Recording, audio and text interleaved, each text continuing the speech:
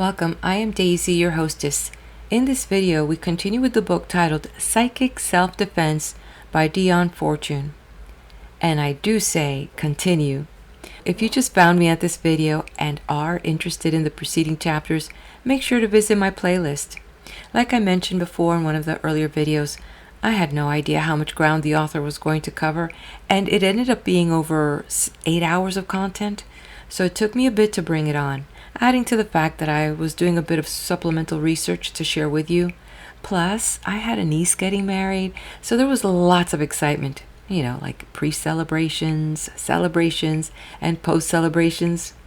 Anyway, in previous videos, the author addressed issues on how to identify a psychic attack because, sometimes, if you've been following along, sometimes it's just what it is. Your health is going down and you've got to go see a certified health physician or maybe a certified psychiatrist who deals with whatever ailment you may have.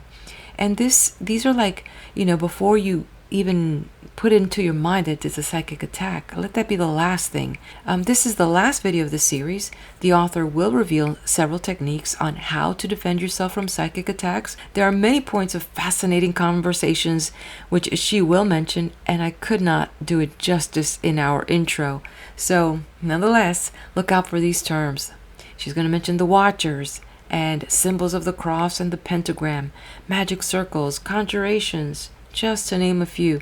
Oh yeah, and garlic. Yep, couldn't have a video of such a topic without good old garlic showing up, right?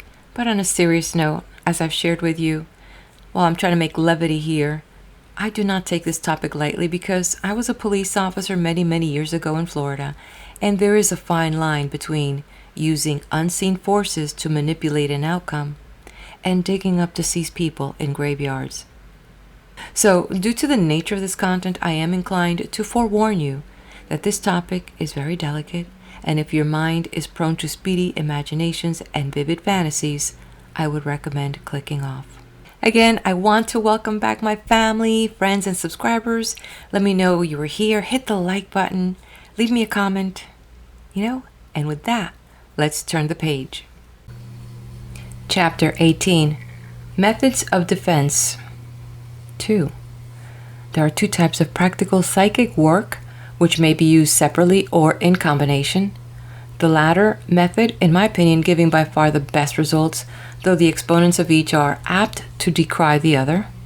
The method which we will distinguish as the meditative method consists of meditation upon abstract qualities such as peace, harmony, protection, and the love of God.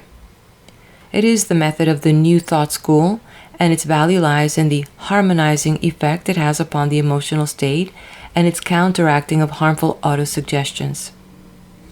The other method, which we will call the invocative, consists in the invocation of external potencies and the employment of formal methods for the focusing of their force. This method has many gradations of complexity and an infinite variety of technique.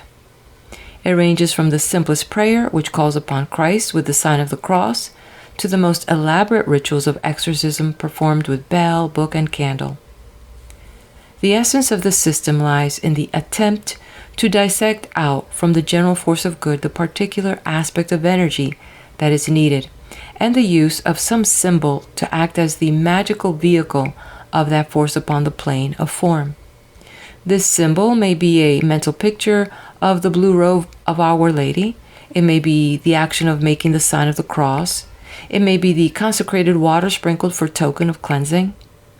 Or it may be some object specially magnetized to act as a talisman. In the invocative method, the aim is to concentrate the force, and therefore some symbol of form has to be employed.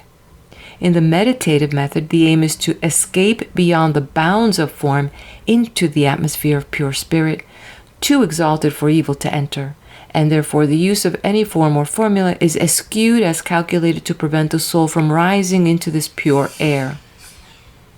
In my opinion, and with all due respect to the practitioners of this latter method, much better results would be obtained if the invocative method, with its utilization of the efficacy of formula, were used to enable the mind to climb into the pure air of spiritual consciousness where there is no evil. It is only those who are highly trained in meditation who can rise on the planes unaided. It is exceedingly difficult to take off from sense of consciousness without the use of some kind of psychological device to act as a springboard. There seems to be little object in refusing, for purely academic reasons, to avail ourselves of a method of proven efficacy. If we realize that the use of forms and symbols is merely a psychological device to enable the mind to get a grip on the intangible, we shall not fall into the error of superstition observances. A superstition has been defined as the blind use of a form whose significance has been forgotten.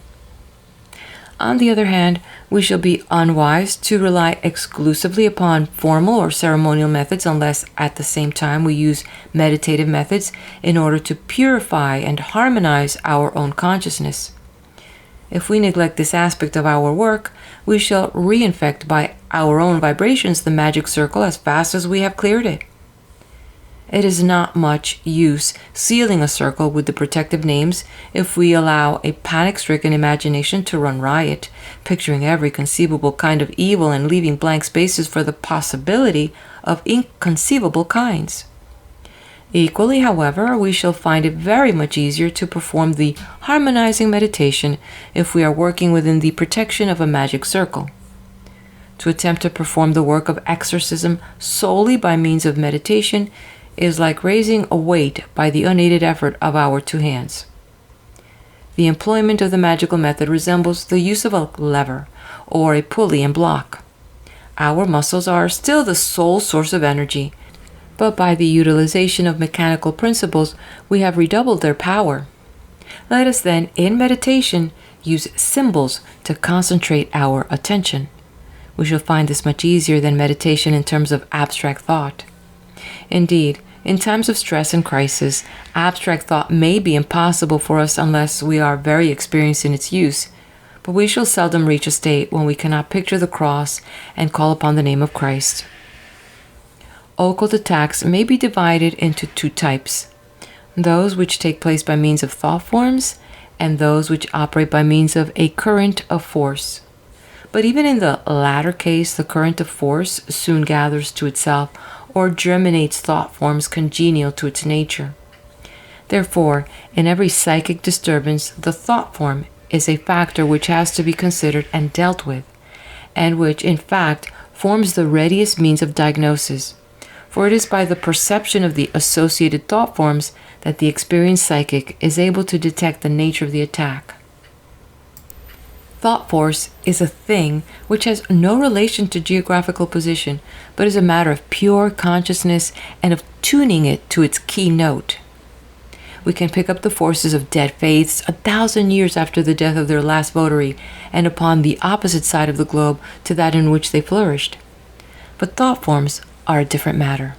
They have position in space, and although they can be moved about with the speed of thought, and can be withdrawn to the subtlest level of the astral, and there anchored to an idea, and thus prevented from impinging upon the planes of form for all practical purposes, nevertheless, although they do not occupy space, they can be referred to definite positions in space.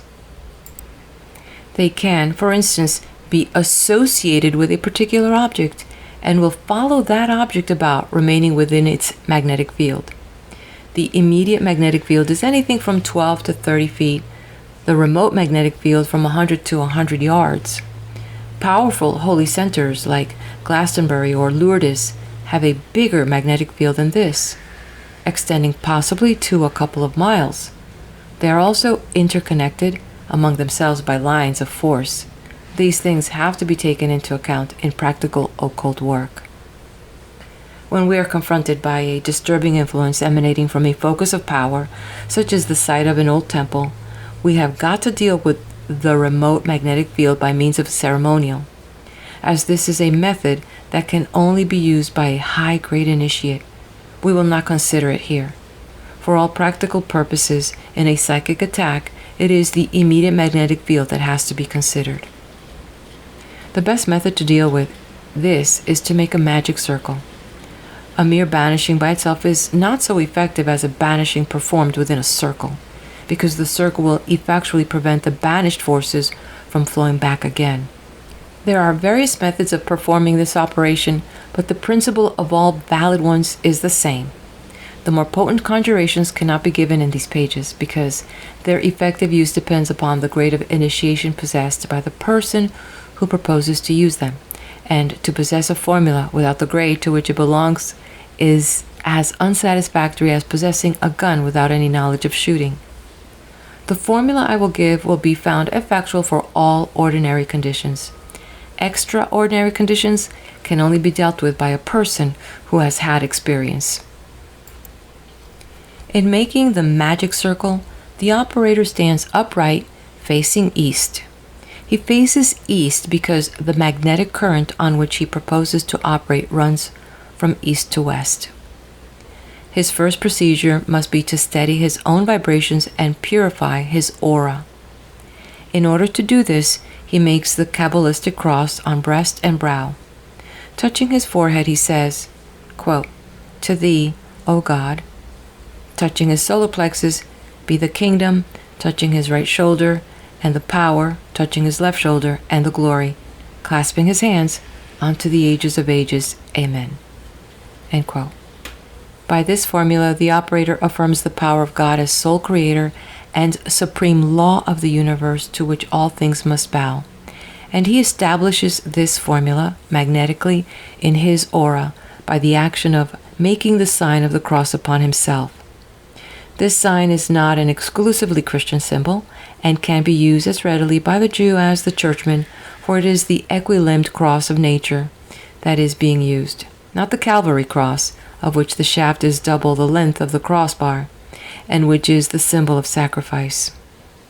The equilimbed cross refers to the 4 quarters of the globe and the 4 elements, and the formula associated with it proclaims the dominion of God over these, and thereby occultly formulates his kingdom within the sphere of the operator. The operator next imagines himself to be clasping in his right hand a large cross-handled sword, such as is depicted in pictures of crusaders. He holds it point upright and says, quote, "In the name of God, I take in hand the sword of power for defense against evil and aggression." End of quote. And imagines himself to be towering up to twice his natural height, a tremendous armed and mailed figure, vibrating with the force of the power of God with which he has been charged by his formulation of the sword of power. He now proceeds to draw the magic circle upon the floor with the point of the sword of power, and he should see in his imagination a line of flame following the point of the sword, consisting of small flames, such as spring up when methylated spirit is built and ignited, but of a pale golden color. A little practice should enable the circle of light to be formulated effectually. Keep on going around the circle until it is formulated. The circle should always be drawn diacal, that is to say, from east to south, to west to north, in the same way that the hands of a clock would move were the clock laid face upwards on the floor. The contrary way is Widdershins, the way in which the witches dance at the Sabbats. The diacal movement affirms the rule of God's law in nature because it is the way of the sun.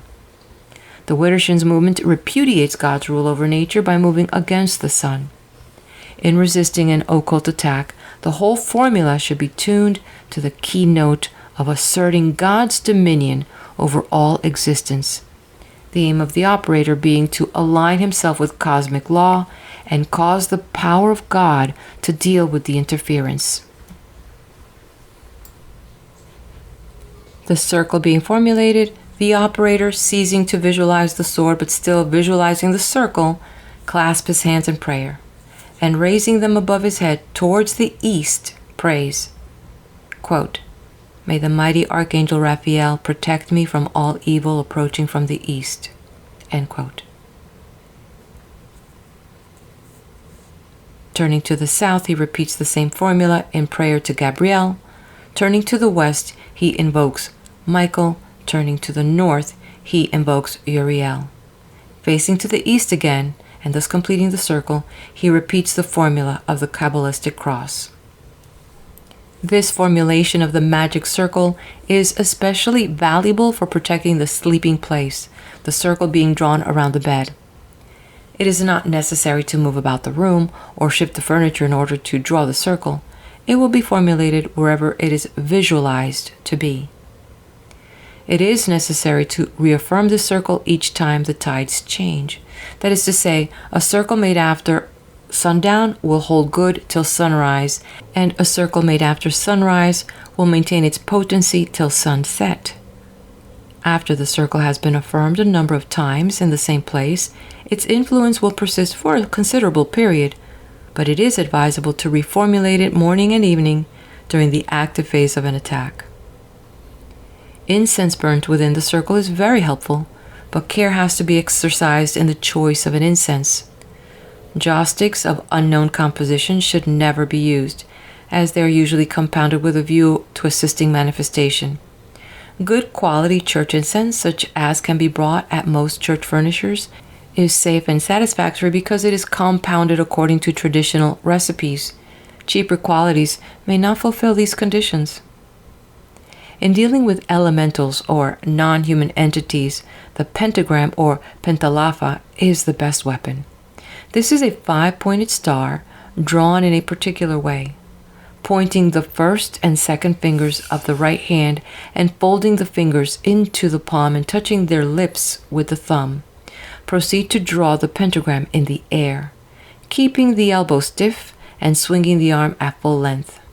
Start with the right arm across the body, the hand about the level of the left hip, the extended fingers pointing downwards and outwards. Swing it upwards as if to draw a straight line in the air until the fingers point straight upwards above the head at arm's length. Now sweep it down again, keeping the elbow stiff until the hand occupies the corresponding position upon the right side to that from which it started on the left. You have now drawn a gigantic V, upside down. Next, swing the hand across the body on a rising incline until it is stretched on a level with the left shoulder, pointing to the left. Bring it across the body horizontally until it is in the same position on the right fingers, pointing away from the body. Now swing it downwards across the body till the hand has come back to the point by the left tip whence it started. This is exceedingly potent sign. The value of the 5-pointed star, the symbol of humanity, is widely known among occultists, but its potency depends on the manner in which it is drawn. The method I have given is the correct one for banishing. The value of the 5-pointed star, the symbol of humanity, is widely known among occultists, but its potency depends upon the manner in which it is drawn. The method I have given is the correct one for banishing. The potency of the sign may be illustrated by an experience of my own in using it, which the skeptical are at liberty to doubt if they wish. I merely mention it for the sake of those who may be interested. I was taking part in some work with an Indian occultist when I became suspicious that all was not as it should be, protested, and was asked to withdraw. I did so, determined to watch proceedings from a distance, and if my suspicions were confirmed, to have an exposé. A few days later, I was sitting in my room one afternoon chatting with a friend. It was just getting dusk, and we were talking by the light of a gas fire. Suddenly, we were both aware simultaneously of a presence in the room and turned spontaneously in the same direction. My friend sensed an antagonistic presence, and I, being more psychic, saw who it was, and had no difficulty in perceiving the form of my Indian associate in an egg-shaped sphere of misty yellow light.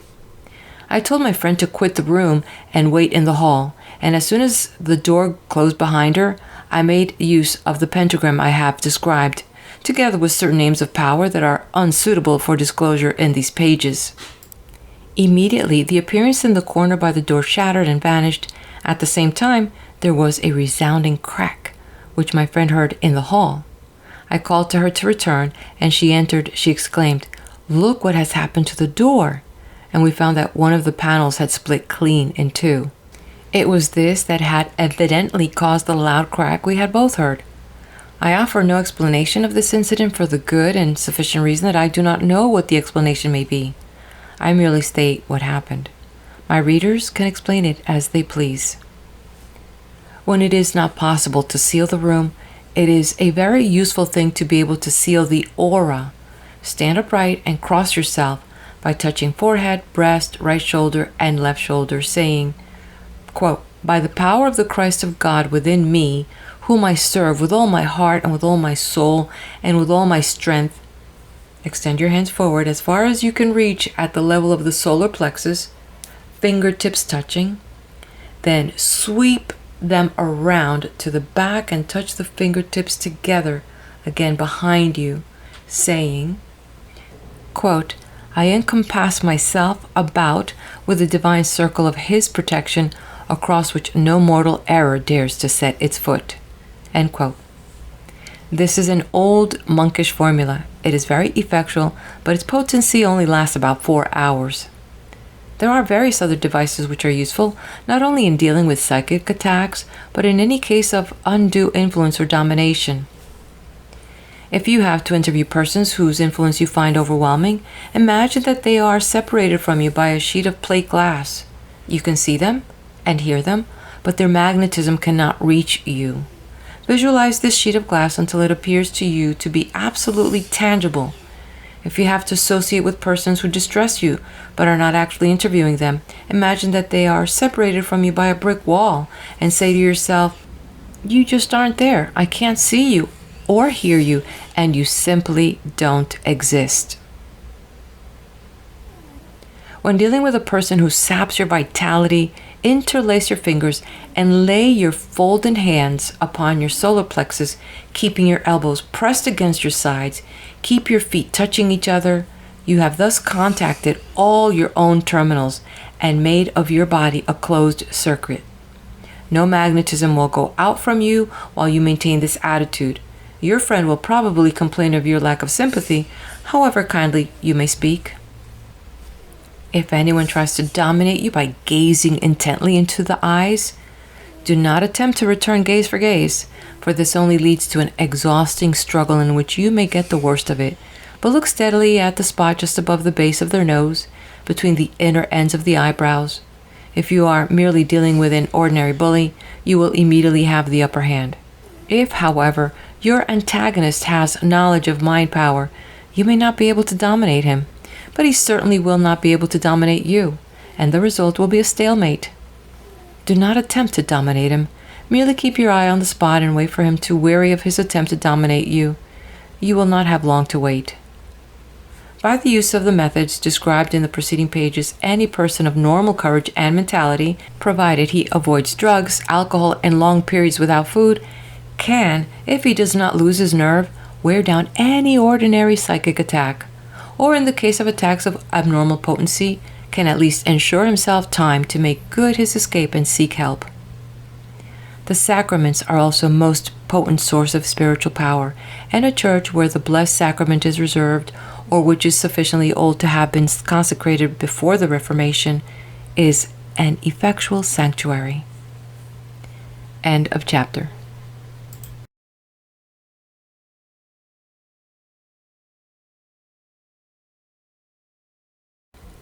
Chapter 19. Methods of Defense 3. Psychic trouble not infrequently arises owing to the formation of an undesirable rapport. In order to understand the nature of this problem, we must consider the whole subject of rapport.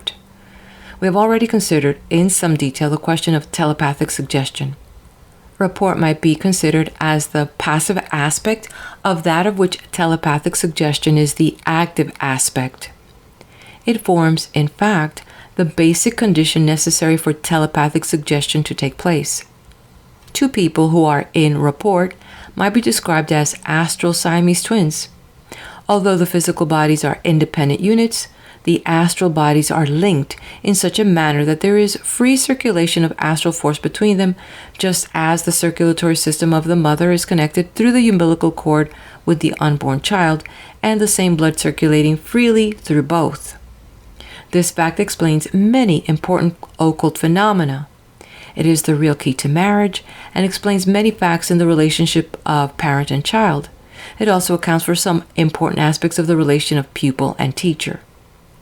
But not only is it possible for a rapport to be established between two individuals, but between an individual and a group. This fact plays an important part in all fraternity work. It is also possible to establish rapport between a human being and other kingdoms of nature, with discarnate entities, superhuman beings, and in fact, with any form of life with which an individual can form a sympathetic understanding. There must be some ground of sympathy as the basis for the formation of a rapport, but once formed, it can be developed almost indefinitely. It is a curious fact that if a rapport is long continued, the persons thus united gradually come to resemble each other. We all know the horsey type of man, also the son of the soil, of whom it was expressively remarked, "Father's in the pigsty, you'll know him by his hat." When two human beings are in rapport, the less positive of the two tends to lose his own individuality and becomes the pale reflection of the other. It is for this reason that Western occultist, who values individuality highly, does not take personal pupils in the same way as does the Eastern guru, but prefers to work through ritual with a group because this method is more impersonal.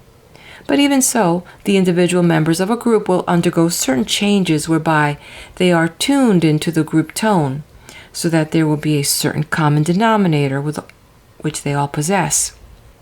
Who cannot recognize the sign manual of the Christian Scientist, the Theosophist, the Quaker?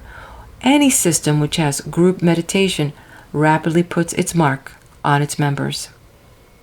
In this fact, of course, lies much of the value of association with a worthy group. In it, equally, lies the detriment of association with an unworthy group.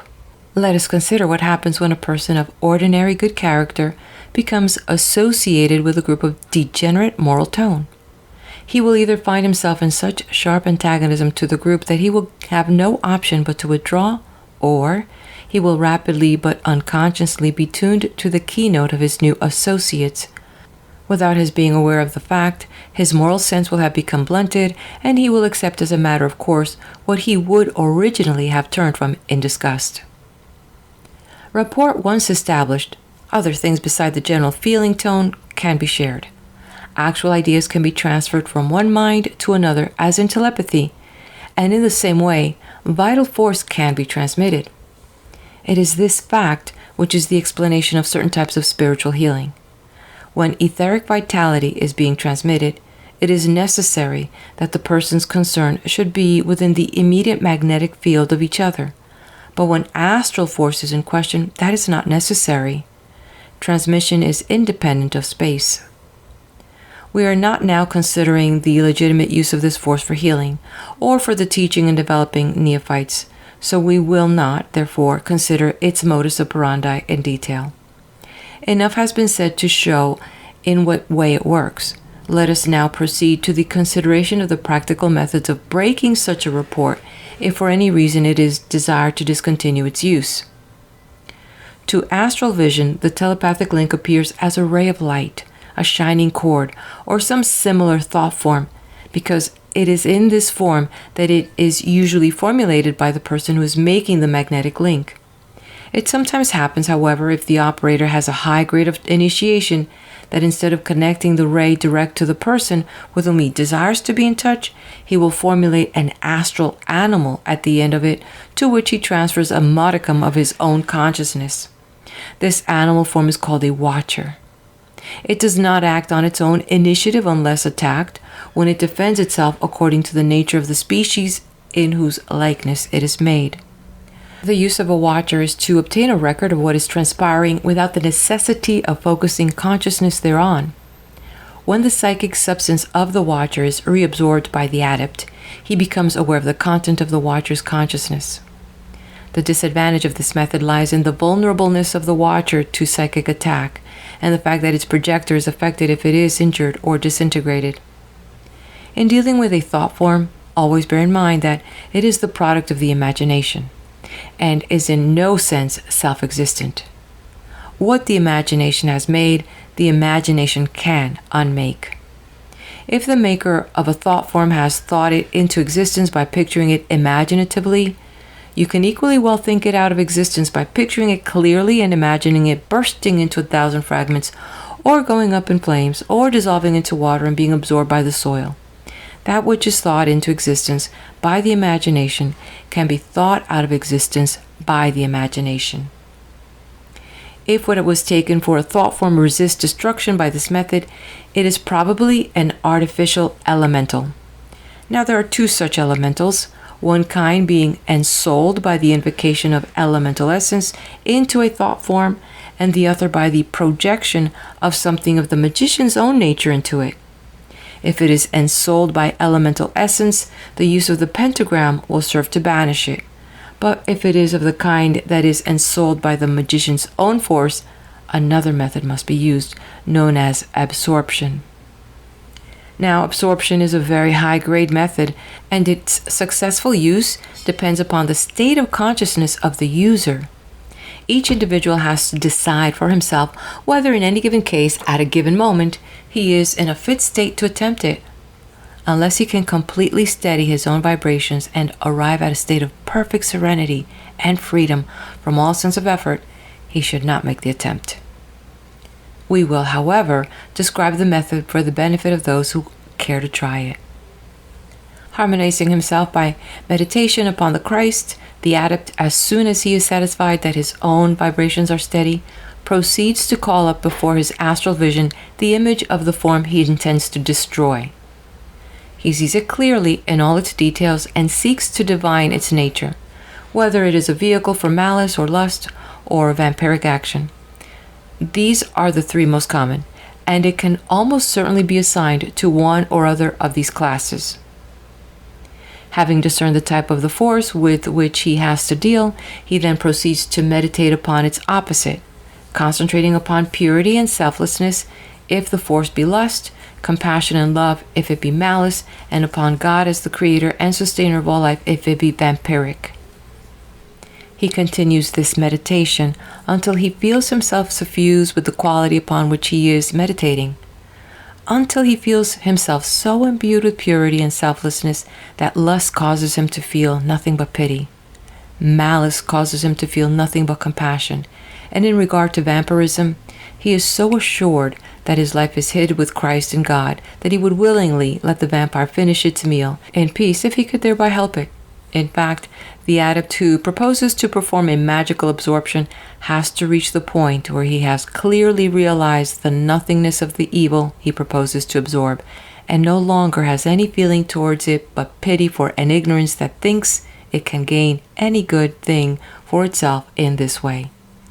He desires to uplift and educate and free the misguided soul from its bondage, until he has arrived at the point when he has no other feeling than this towards his persecutor.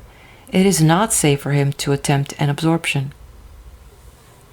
Having satisfied himself that he is ready for the attempt, he proceeds to draw the thought form towards him by pulling in the silver cord that connects it with his solar plexus, if it be a vampiric thought form, or by opening his aura to it and enfolding it if be one of the other two types. He literally sucks it in. This process should be done slowly and gradually, taking some minutes in the doing. If it be done suddenly, the adept may not find it possible to keep his own vibrations steady, and then he will indeed be in an unpleasant situation. As the thought form is absorbed, the adept will feel a reaction in his own nature corresponding to the type of the thought form. If it is a lust force, he will feel desire rise within him. If it is a malicious force, he will feel anger. If it is a vampire, he will feel bloodlust. He must immediately overcome this feeling and revert to his meditation upon the opposite quality, maintaining it until his vibrations are once more fully harmonized. He will then know that the evil force has been neutralized and there is that much less evil in the world. He will immediately feel a great access of vigor and a sense of spiritual power, as he could say to a mountain, "Be ye cast into the sea," and it would be done. It is this sense of spiritual exaltation and power which tells him that the work has been successfully accomplished. It is, however, advisable to repeat the meditation at intervals for 2 or 3 days in case another thought form is formulated and sent after the first. As for the sender of the thought form, when the absorption takes place, he will feel that the virtues has gone out of him and may even be reduced temporarily to a state of semi-collapse. He will soon revive, however, but with his power for evil of this particular type considerably reduced for some time to come. And if he have the possibility of reform in his nature, it may even be that he himself will be permanently freed from this type of evil. The great advantage of this method is that it actually destroys the evil root and branch, whereas the mere destruction of a thought form is like cutting off the top of a weed. On the other hand, it can only be done by an advanced occultist keyed up to the highest pitch. If one is disturbed or harassed or has in any degree lost his nerve, one dare not attempt it. If the report is perceived as a line of light, a cord, or any similar form attached to the solar plexus, the forehead, or any other part of the body, the best way of severing the report is to forge a magical weapon and cut it. In fact, if a report is felt, the first thing to do is visualize the cord and try to see where it attaches. The solar plexus is the common place. Next, formulate the cross-handled sword as already described and invoke God's blessing upon it. Then visualize a flaming torch and invoke the power of the Holy Ghost, whose symbol it is. Now, with the sword, hack through the cord or ray until every shred is severed. Then sear the stump with the consecrated fire of the torch until it shrivels up and falls off from its point of attachment to your body. After such a severing, one must, of course, take the ordinary human precautions to prevent the link being reformed. Refuse to meet the person responsible for its formulation, or to either read or answer letters from him. In fact, cut off physical communication as thoroughly and resolutely as one has cut off astral ones for a period of some months at least. There are occasions, however, when a person is so completely overshadowed and dominated that he cannot perform his operations for himself. The magical operation of substitution can then be performed if he can find a friend ready to undertake the task. In order to perform this operation, the two friends agree that it shall be done, but the one who is to become the substitute does not tell the original victim when he proposes to undertake the operation, lest the latter should be so completely in the hands of the dominator that he should give the game away involuntarily. Choosing a time at which he is sure his friend is asleep, the substitute concentrates upon him and imagines himself to be standing beside him, and visualize the cord or ray of the report stretching from his friend out into space. If he can visualize its other point of attachment in the dominator, so much the better. He then formulates the sword and the torch as above described, and with these in hands, he imagines himself stepping right through the line of report so as to break it with his body. He must not use either sword or torch for this process, but break it with his own flesh, as it were. Having thus severed it from his friend, he should then go for it with sword and torch with all his strength as it tries to enwrap him, as it assuredly will do, for it resembles nothing so much as the tentacle of an octopus. He should go for it hammer and tongs, making up in zeal what he lacks in knowledge, until it has had enough and begins to curl up and withdraw. The combat, of course, takes place in the imagination, but if a clear and vivid image is produced, it will be effectual. An illustration of this method, I may mention a case I once handled by its means. I was asked if I could help a woman who had been a lifelong invalid, but whose case the many doctors she had consulted were neither able to diagnose satisfactorily nor help.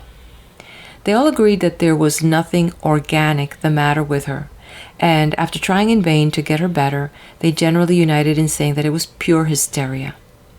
She suffered from a chronic condition of exhaustion, indigestion, attacks of vomiting, blinding headache, and palpitation of the heart. She was, however, not in the least of a neurotic disposition, but a quiet, sensible, intellectual woman bearing her sufferings with fortitude. I made a psychic diagnosis and came to the following conclusion: that for many past lives she had been upon the path, and that in her last life, a male incarnation, in order to speed up her progress, she had traveled in the East, and eventually took initiation into one of the Tibetan orders, which unfortunately turned out to be upon the left-hand path. Here she learned the Hatha Yoga, which gives control over the functions of the body. In her present life, she retained the powers her training had given her, but not the memory of its technique. Consequently, her emotional states affected those automatic systems of nervous control whose functions are normally not under the direction of the mind.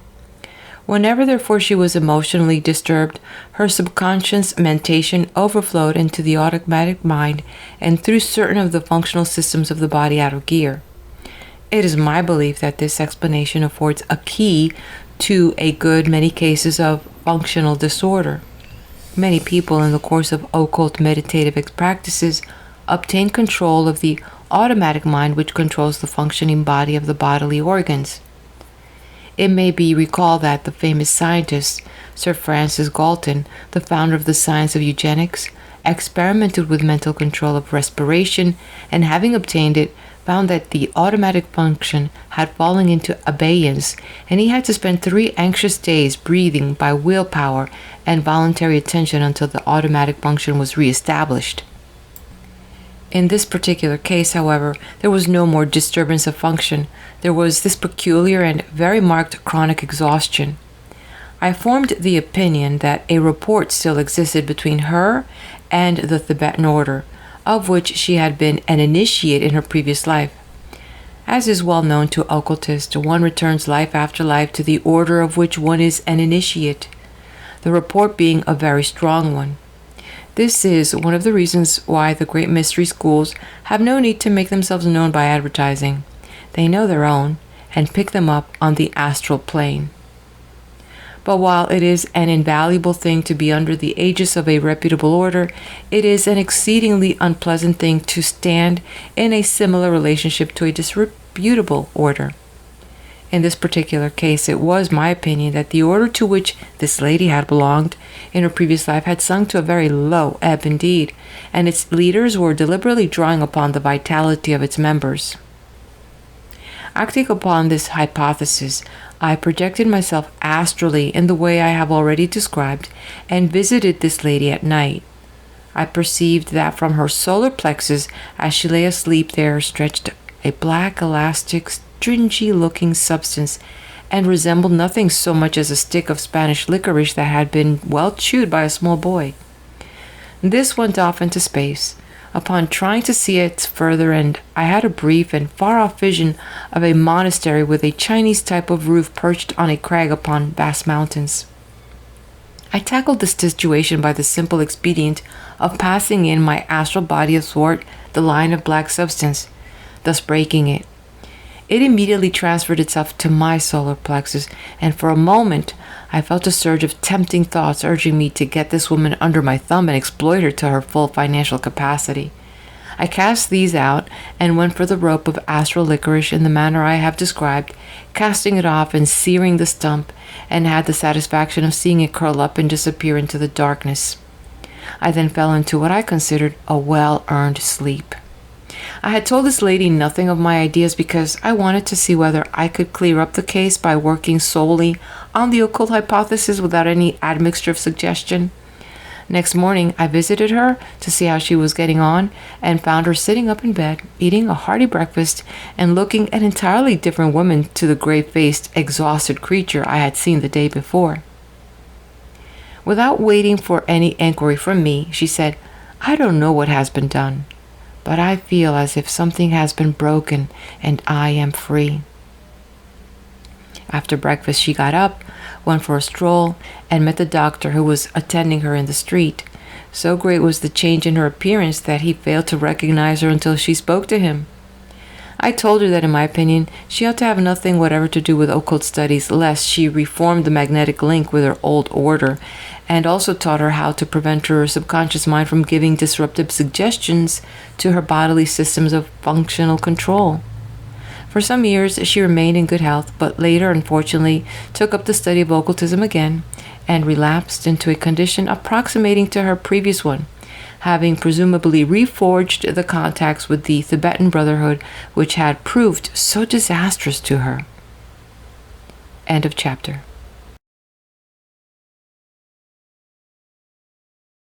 Chapter 20, Methods of Defense 4. There are so many stories of the appearance of guardian angels at moments of crisis that even the most skeptical must admit that there is a case to be answered. There is a tradition in Devon that if Drake's drum, which is preserved at Buckland Abbey near Tavistock, is beaten in a time of crisis, Drake himself will return to lead the fleets of England. Newbold has immortalized this legend in his famous poem. Quote, "Take my drum to Devon, hang it by the shore. Beat it when your powder running low. If the Dons sight Devon, I'll quit the port of heaven and drum them up the channel as we drummed them long ago." End quote.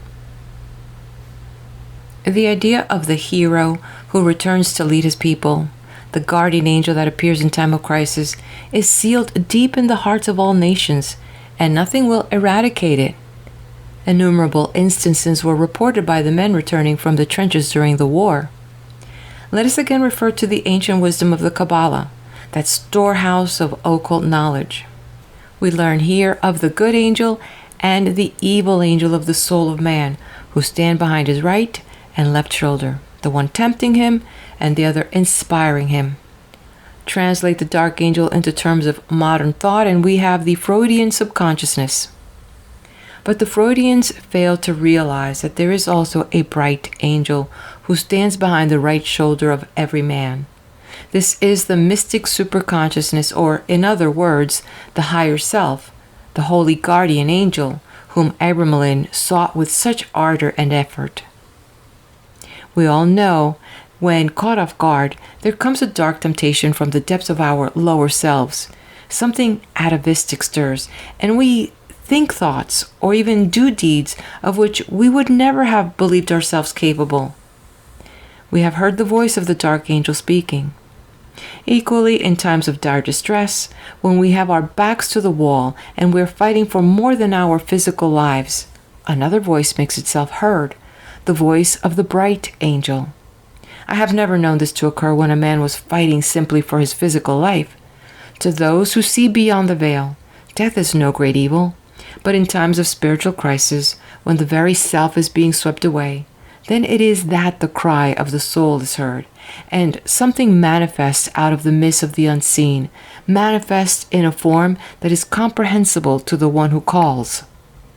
Whether intense stress induces a temporary expansion of consciousness, a fugitive psychism, or whether a being of its own volition passes through the veil and manifests, I do not know. There are never any details available of these incidents. They take place only in times of dire distress, and go as swiftly as they came, leaving no trace except upon the soul. I maintain that even as the lower self can rise up in moments of temptation, so can the higher self descend in moments of spiritual crisis. It is the aim of the mystic to live exclusively in the higher self. It is the aim of the occultist to bring this higher self through into manifestation in brain consciousness. In my flesh shall I see God. Just as surely as the lower self can rise up and betray us to some horrible deed, so can the higher self come to the rescue, terrible as an army with banners. I have already told of the mysterious voice which instructed me how to extricate myself from grave psychic danger. Upon other occasions of stress and strain, I have experienced a sudden expansion or shifting of the level consciousness. The higher self has descended and taken control.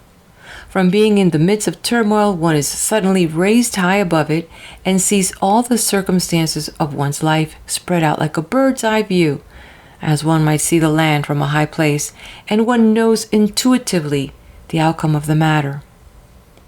All emotional turmoil ceases, and one is like a ship hove to, securely riding out the storm. When this occurs to me, the memory of my past incarnation is always vividly present also. It is this simultaneous awakening of the past which makes me feel that the voice is that of my own higher self and not of any other entity. It is my belief that in times of spiritual crisis, the man that has faith in the law of God can rise up and invoke his protection, and a seeming miracle will be performed for his benefit. Yet there can be no breach of natural law. Therefore, such a miracle must simply be an example of the working of a law with which we are yet as unfamiliar. Just as an eclipse appears to the savage as a miracle, but to the astronomer as a natural phenomenon which he can forecast with accuracy. What is that induces this change of control in our lives? We are familiar with the fact that the engine of a car has 3 speeds and a reverse. May it not be that our minds are also geared, and that it is a changing of gears which induces psychism? Are there not times when we get into reverse and the ape and tiger within us take charge? Behind the physical plane lies the astral plane, and behind the astral plane lies the mental plane, and behind the mental plane lies the spiritual plane. Each plane acting as plane of causation to the one beneath it, and each in turn being controlled from the subtler plane above it. When we change gear, consciousness is shifted from a denser to a subtler plane, and we begin to move among remoter and remoter causes, of which the happenings upon the physical plane are the end results. We manipulate these causes, and the results are immediately affected. When we change gear from the physical to the astral, we find ourselves upon the plane of psychic consciousness and the lesser magic. Supposing a psychic combat is taking place between 2 occultists, if one of them is of such a grade that he can change gear again, so that consciousness is lifted from the astral to the mental, he will be in the sphere of the greater magic and be in full control of the situation. The other can make no stand against him. But what happens in the case of the rare and mystic soul who can shift consciousness once again and engage the gears of a purely spiritual power? He has outclassed the adept. There are many souls who have this mystical spiritual consciousness, although they have no occult knowledge. Between the higher and the lower modes of thought, there is a great gulf fixed across which they leap precariously.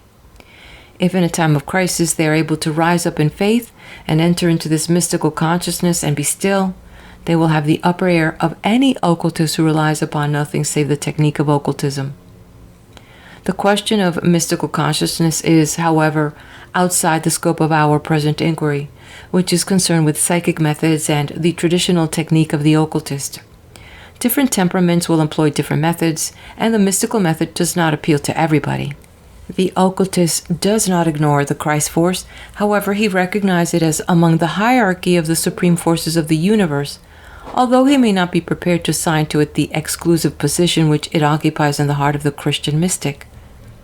In the Western tradition, it is symbolized by the Tifareth, the central sephira of the 10 holy Sephiroth of the Kabbalistic tree of life. The Christ force is the equilibrating, compensating, healing, redeeming, purifying factor of the universe.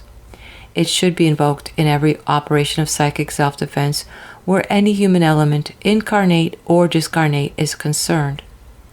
Where non-human elements such as elementals, thought forms, or the Kippoth have to deal with it, it is the power of God the Father as creator of the universe that is invoked.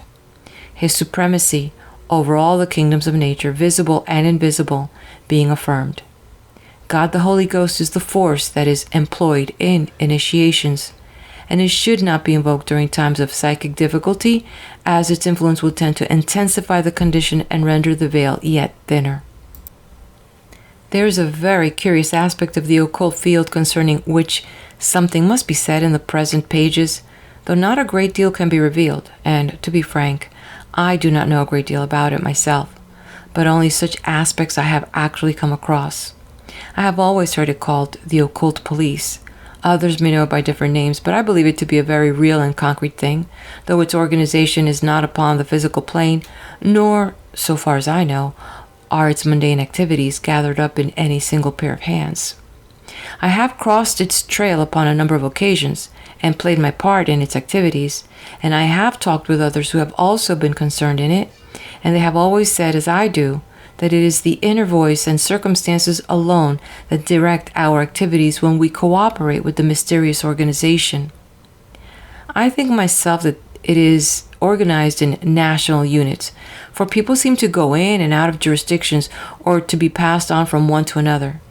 In my experience, it has no particular political bias, but concerns itself solely with occult methods applied to criminal ends and offenses against society. One or two illustrative cases may help to make the matter clear. Some complications arose at one time over an Indian occultist who was visiting this country in order to found a school.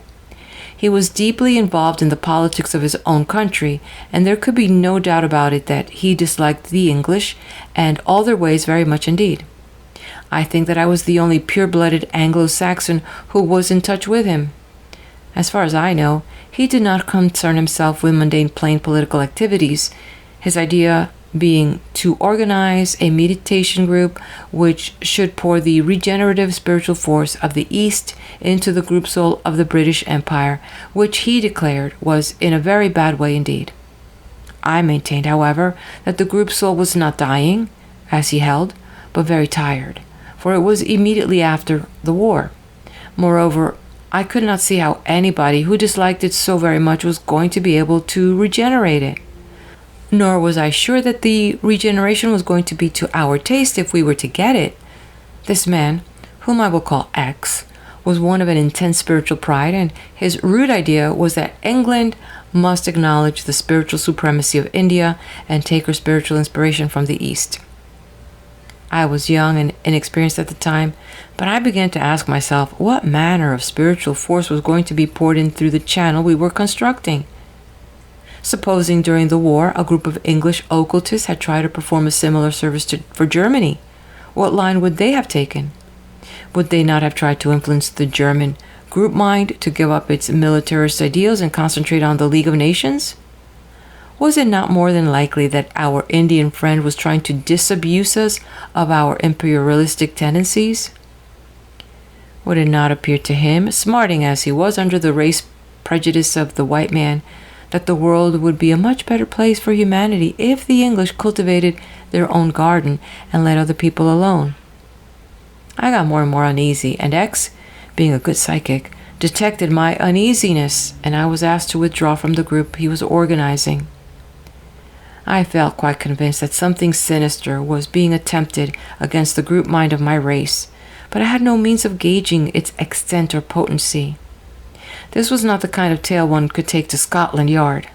Moreover, several of my personal friends believed in the bona fides of X, and were taking part in the group he was organizing, and I was very anxious not to involve them in any unpleasantness. In my perplexity, I resolved to do nothing upon the physical plane, and to invoke the masters upon the inner planes. At this time, I was not of a grade which is supposed to have direct access to the masters, but I determined to try and get them telepathically, though I did not know whether those to whom I was trying to telepath were human or non-human, incarnate in physical bodies or discarnate entities, for at that time I was not very advanced in my occult studies. All I had to hold on to was an abstract idea and the knowledge that in previous difficulties I had been able to get in touch with something on the inner planes which had proved a powerful friend. In telepathing, the usual method of getting in touch is to visualize the person you want to communicate and call him by name. I had nothing I could visualize, and I knew no names. However, I determined to make the attempt as best I might, and, metaphorically speaking, I put my head out of the window of this fleshly tabernacle and called for the police. And I got an answer. The inner voice replied to me very clearly and distinctly. You are to go to Colonel Y. I was taken aback at this, for Colonel Y was a rather eminent person to whom I had once been introduced, and the last person in the world one would invite to go mare's nesting. I had no desire to make myself ridiculous by bearding this formidable warrior in his den. My psychological studies had made me familiar with the workings of the subconscious mind and what it can do when disassociated, and I felt that the situation required handling with considerable caution, because the results of a misstep might be unpleasant. I therefore replied to the inner voice, I cannot trust you unless you will give me a sign. The reply came through. Colonel Y will be at our next lecture. Tell him then. To this I replied, I know that Colonel Y cannot be at my lecture because his regiment is ordered abroad and he will have left before it takes place. The answer came back. Colonel Y will be at your next lecture. Very well, I said. That shall be my sign. If Colonel Y is there, I will tell him, and if not, I shall leave the affair to take its course. The day duly arrived when I was to give a public lecture at a certain town. I arrived at the hall in due course, and the first thing I saw was Colonel Y going up the stairs. So I determined to take the bull by the horns, and immediately after the lecture I went straight to him and said, I have got a message for you. I know you have, he replied, for I have been told to expect it. It appears that he was sitting in his quarters one evening with 2 dogs. They suddenly became disturbed and began to investigate something that wasn't there. He heard a voice saying distinctly to his inner ear that I should come and ask his help and that he was to give it. He was so impressed by this occurrence that he went to a mutual friend and asked her whether I was in trouble of any sort. At his request, she wrote to me to inquire how I was faring, but mentioned no names, and I, not realizing the significance of the incident, returned a non-committal answer. He heard my story and told me to leave the matter in his hands, which I did. This is a queer enough story of coincidence, but the sequel is even queerer. After leaving Colonel Y, I inquired once more of the unseen whether I should take any further steps. The reply came through that for the present I was to do nothing, but that I would be told when further action was to be taken. I learned afterwards that X had left the country a few days after my interview with Colonel Y. Nothing happened for about 5 months, and then one evening, when I was sitting over my fire in the dusk, I distinctly heard the inner voice telling me that now was the time to make a move in the matter of X, and that I was to go to Mr. Z and tell my story. Now, Mr. Z was a very eminent person indeed, and whom I knew of as being an advanced occultist, but whom I had never met. I replied to the interior voice that for me to approach Mr. Z was impossible. I should merely be shown the door, and that unless they could open up the way from their end, I did not see how it was to be done. The answer came through very clearly, that the way would be made plain. And it was. A couple of days later, a visitor was announced, an old friend whom I only saw occasionally, and after the usual greeting and exchange of news, he said, I should very much like you to meet a friend of mine who I think would be interested in your work. May I take you to see him? His name is Mr. Z. Needless to say, I agreed. When I came to the appointed meeting, I said to Mr. Z, after I had been introduced, I have got a message for you.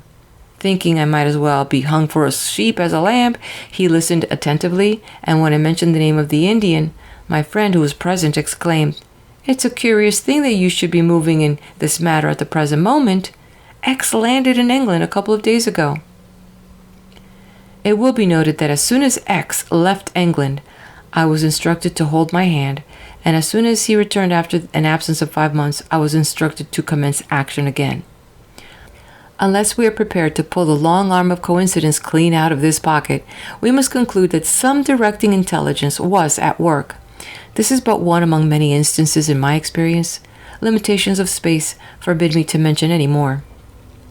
In addition to the occult police, who function solely on the inner planes, there also exist certain groups of occultists who have banded themselves together for the purpose of combating black occultism.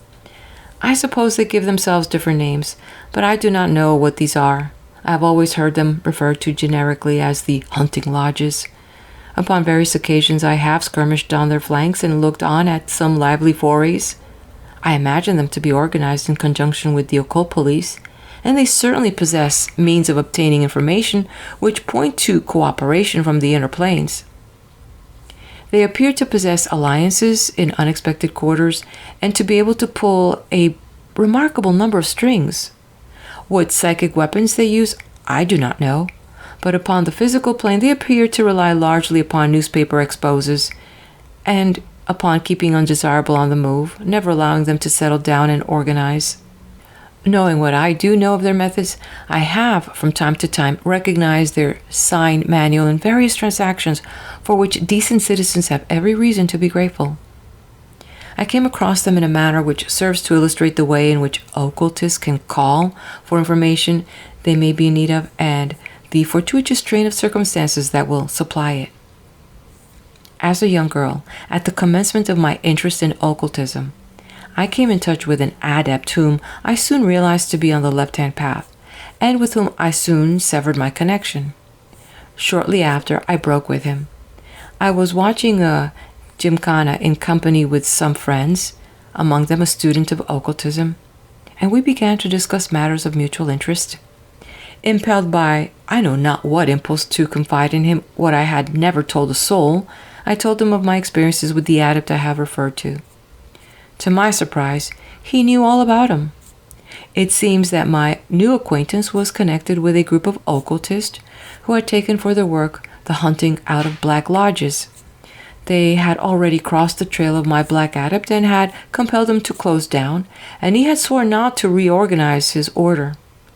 They had reason to believe recently that this oath was not being kept and that he had again organized a lodge and was working his rituals, but they did not know whether to lay their hands on him. Then here came I, a bit of human flotsam tossed up on the sports field to give them the information they needed at the very moment when they needed it. And these little things happen too regularly in occultism for one to be able to look upon them as chance.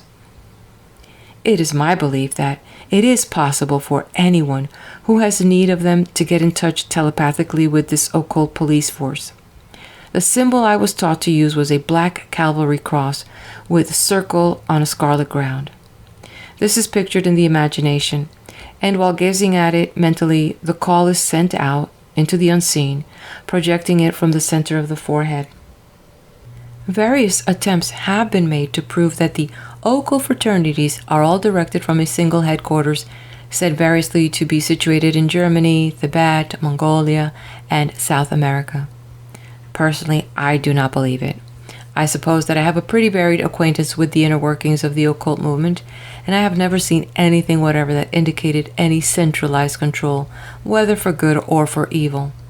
Everything, in fact, points the other way and indicates that there is no connecting link save that of a common literature, a common idealism, and a set of symbols which, if not common to all sections, are readily translatable by means of well-understood equivalents. The position in the occult field is analogous to that of a Protestant Christianity, not Roman Christianity. Occultism has no pope. Nor do I think that Bolshevism ever gained any foothold in the lodges, though I believe it tried, as witnessed the application to my own fraternity. The average occultist is not interested in politics. His concern is with things invisible.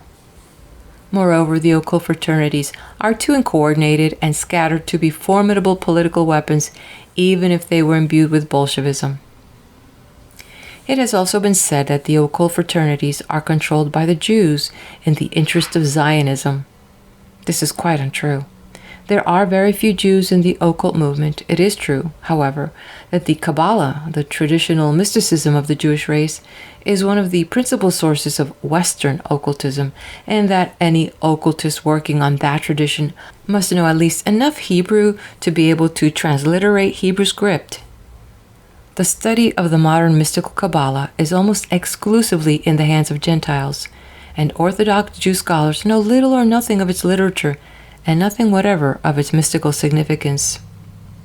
No one has said harder things of the occult movement than I have, and if I thought that there were any organized system of evil influence, I should not hesitate to say so, for I have the integrity of the movement very much at heart.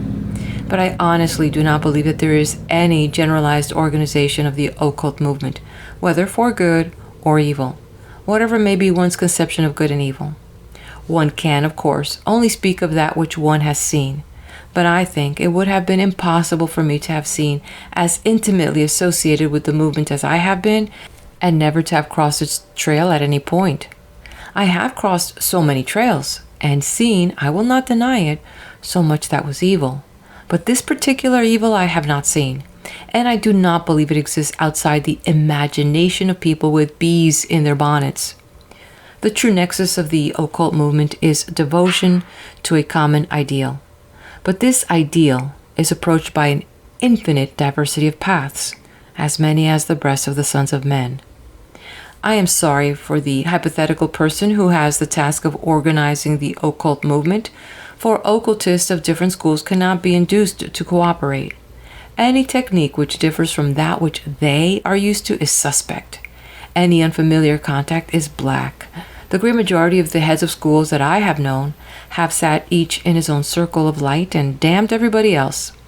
Like the old lady who watched her son march past with the territorials, they exclaim, "They're all out of step except our jock." I had once dreamed of a federation of occult societies with an annual convention, but I soon realized that it was unworkable. If occultists cannot be got to organize to serve their own interest, it is very unlikely that they would ever be got to organize to serve anybody else's. The most prevalent abuses of Western occultism are immorality, drug taking, and the bamboozling of silly women. Its worst faults are credulity, a slipshod scholarship that verges on illiteracy, and a widespread of sappiness of intellect. Fortune-telling in all its forms and some very spurious spiritual healing constitute another slur upon what should be holy ground. It is difficult to do justice to ideals which one does not share.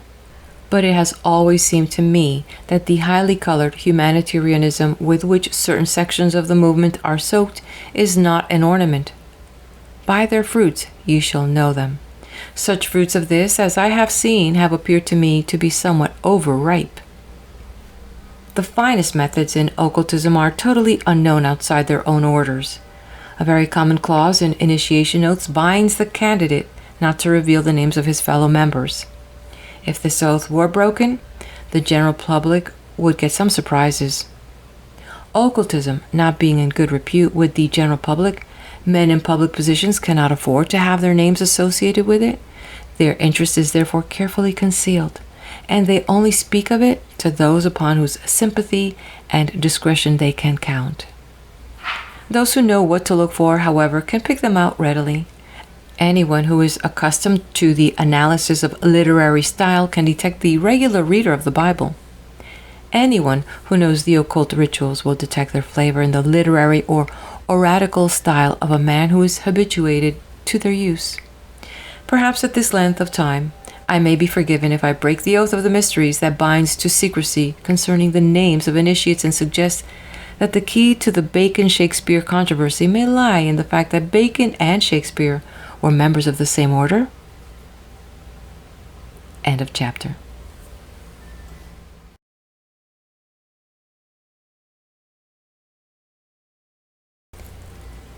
Conclusion. In the preceding pages, I have endeavored to discharge a difficult task, one that is almost impossible to discharge satisfactorily. Limitations of space prevent me from explaining my concepts step by step and offering proofs thereof. To have done so would have required a library, not a book. I have had to presume in my readers not only an acquaintance with the literature of occultism, but, what is much rarer, some experience of its practice. At the same time, I have endeavored to offer sufficient explanation as I went along to make my pages comprehensible to those whose acquaintance with the subject is but cursory. This book is not, and cannot be, a satisfactory handbook for the treatment of psychic disorders. All it can do is to point its directions where enquiries might be pursued with advantage.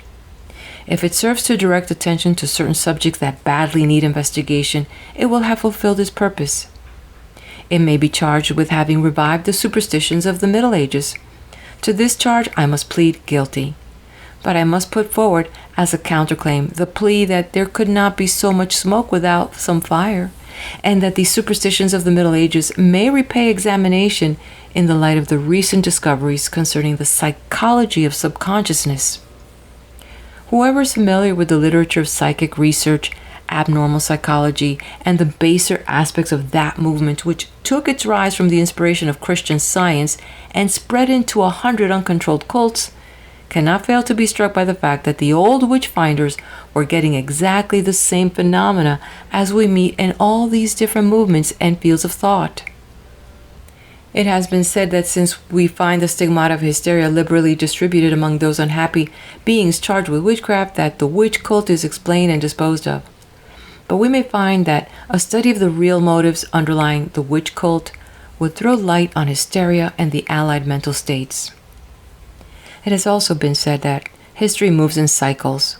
At the present moment, we are seeing a great revival of the interest in psychic and occult subjects. We shall not have to look very much further to find that there are also the very promising beginnings of a witch cult in our midst.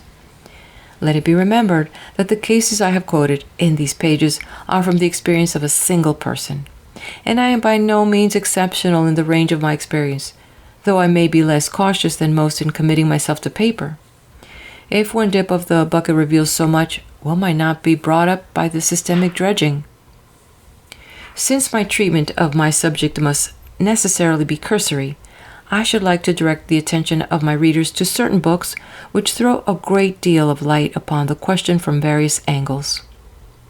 Not only occultists, but psychologists, alienists, and students of psychic matters owe an immense debt of gratitude to the scholarship of Reverend Montague Summers and the enterprise of Monsieur Rodker for making available exact and complete translations of the principal books upon which witchcraft, that were written by the men who were actually concerned in stamping out the witch cult, had first-hand known of its nature. In addition to these, I would direct my readers' attention to Projection of the Astral Body by Muldoon and Carrington, which throws a very interesting light upon the manner in which genuine witches attended the Sabbats. I do not mean by these words to imply that Mr. Muldoon is addicted to wizardry, but he certainly possesses the traditional powers, and if he can do these things at the present day, why could not the witches have done them in the day past? At any rate, I do not think there is much doubt that the Holy Inquisition would have paid him the compliment of burning him if he had lived during its heyday. 30 Years with the Dead by Dr. Wickstead is another book which gives chapter and verse for personal experience instead of citing authorities and theorizing about them. It is the record of an asylum doctor whose wife is a trance medium and who made a most remarkable series of investigations concerning the nature of obsessing entities. In Dr. Moll's book on hypnotism, some remarkable phenomena are recorded such as do not find their way in modern books, whether because the investigators are less expert at eliciting them or more cautious in communicating them, having profited by the experience of the earlier investigators. Some of the earlier books on hypnosis and mesmerism yield some very interesting reading to the psychic investigator. Dr. T. W. Mitchell's Medical Psychology and Physical Research is another book of value to the student who should be familiar not only with the signs of psychic attack, but also with the signs of pseudo-attack in order that he may distinguish between them and not be misled into some very uncomfortable errors. To find one has been successfully hoaxed by a lunatic is a humiliating experience. Meyer's Human Personality is, of course, a classic with which every student of psychic phenomena ought to be familiar. There is an excellent abridged edition available for those who do not feel equal to coping with the 2 massive volumes of its original form. Nichols' Dream Psychology and Hart's Psychology of Insanity are 2 exceedingly illuminating little books, both written from the layman and readily comprehensible by him. They throw a great deal of light upon the mechanism of the mind, and no one should attempt to deal with a psychic attack unless he understands those mechanisms. My own little book, Machinery of the Mind, written under my maiden name of Violet M. Firth, will, I think, be found a useful general introduction to modern psychology. Let us approach the subject of modern witchcraft neither in a spirit of incredulity nor of superstition, but from the standpoint of the psychologist, seeking to understand the workings of the mind and prepared to discover much that had hitherto passed unsuspected.